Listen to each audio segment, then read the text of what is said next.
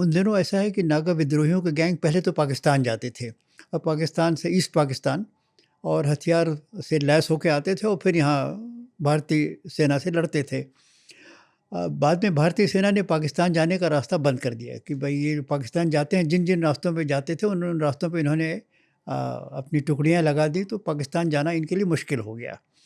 जब पाकिस्तान जाना मुश्किल हो गया पर हथियार तो इनको चाहिए, फिर उन्होंने नया रास्ता निकाला, ये चीन चले गए। इन्होंने क्या कि पहले तो यहाँ उन दिनों तो बर्मा ही कहते थे, बर्मा बॉर्डर पार किया, सोमरा ट्रैक में एंटर किया, उसके बाद सीधे वो नॉर्थ बर्मा के जंगल से होते हुए यूनान प्रोविंस चाइना के पहुँच गए और वहाँ पे इन्होंने करीब 350 आदमी का एक गैंग गया था और उस गैंग के लीडर थे थिनोसेली और मोइवा।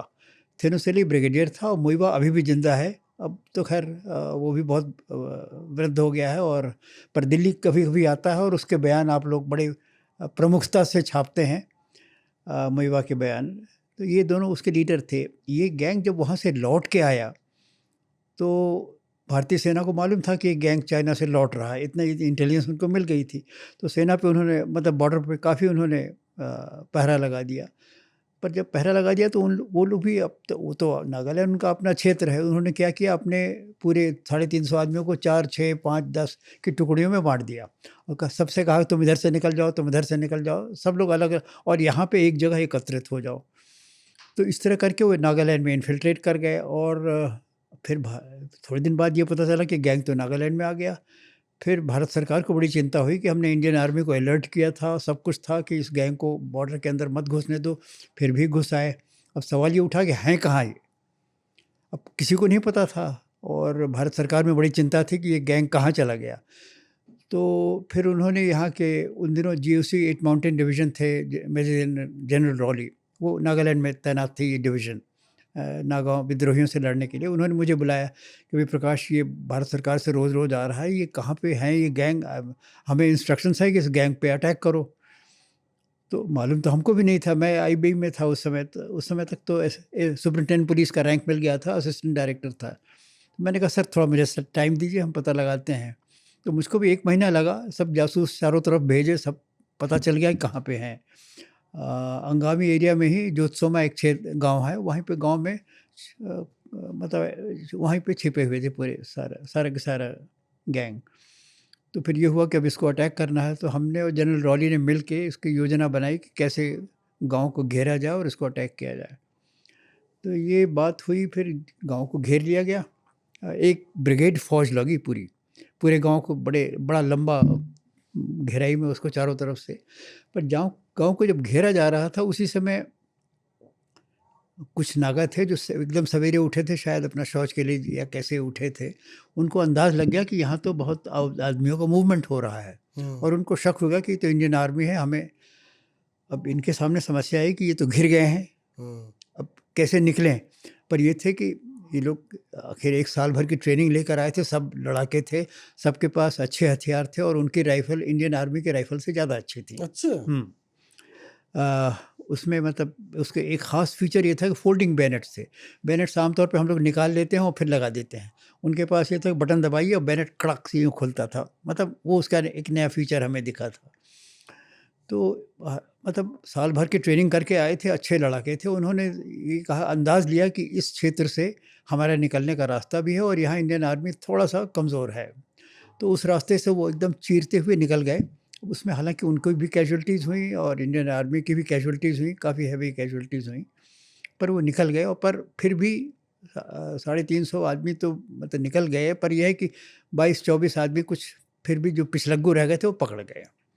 वो पकड़ गए और उसके साथ-साथ चाइनीज़ वेपन्स मिले, चाइनीज़ लिटरेचर मिला, क्या ट्रेनिंग इनको साल भर दी गई थी उसके सारे डिटेल्स मिले।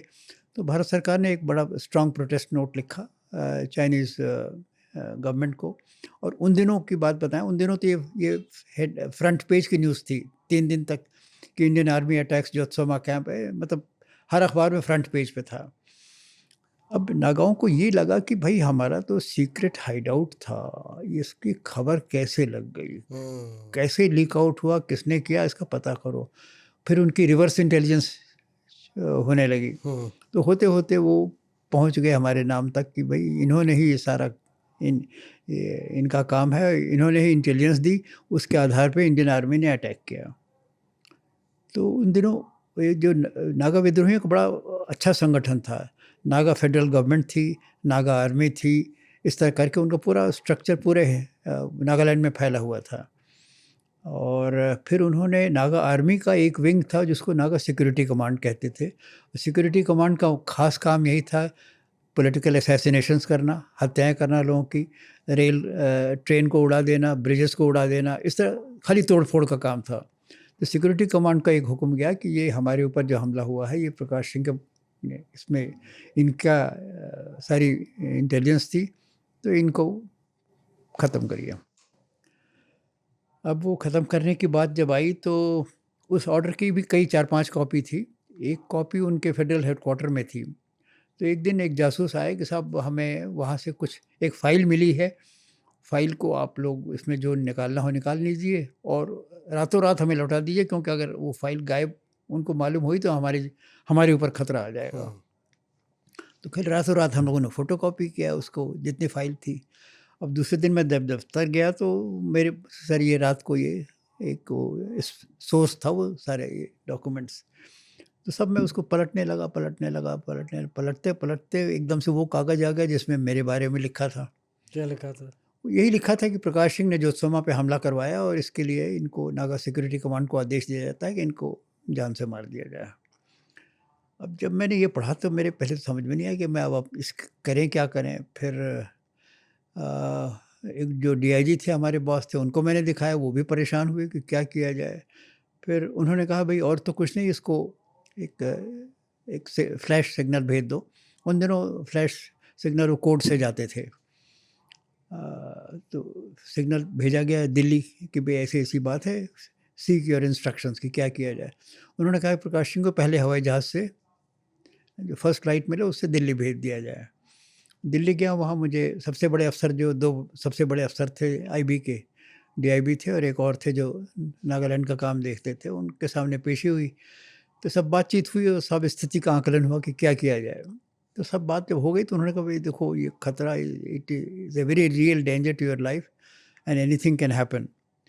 तो उन्होंने जो डायरेक्टर थे एमएमएल आहूजा, उन्होंने कहा देखो ऐसा है प्रकाश, इन हालात में वहाँ जाना सेफ़ नहीं है और तुम्हें हम पोस्टिंग दे रहे हैं यहीं दिल्ली में, तुम कल ज्वाइन कर लो, एक दूसरे कमरे में तुम्हारा दफ्तर रहेगा, तुम्हारा काम दे देंगे और तुम्हारी पत्नी और बच्चे वहाँ पे हम हेलीकॉप्टर भेज के उनको वी विल एयरलिफ्ट देम।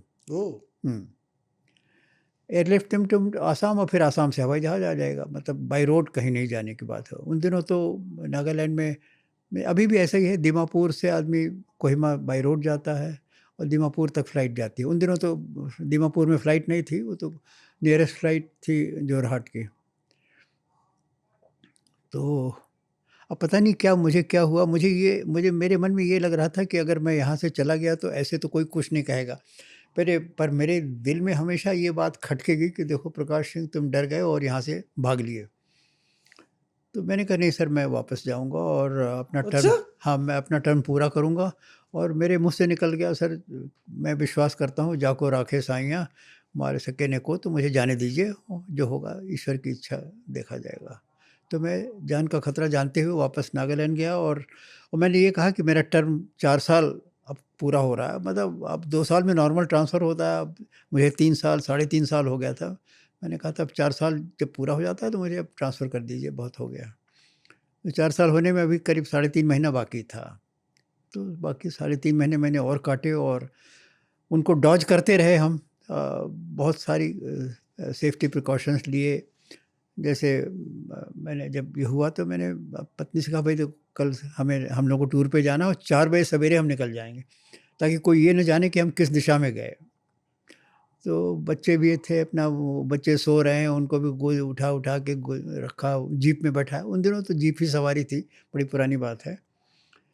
तो अपना इस तरह से करके हम नागालैंड में ही, हमारे मूवमेंट एकदम सीक्रेट थे, किसी को मालूम नहीं कहाँ जा रहे हैं। हम अपना काम करते रहे, पर यह है कि हमारा लोकेशन रोज़-रोज़ बदलता रहा।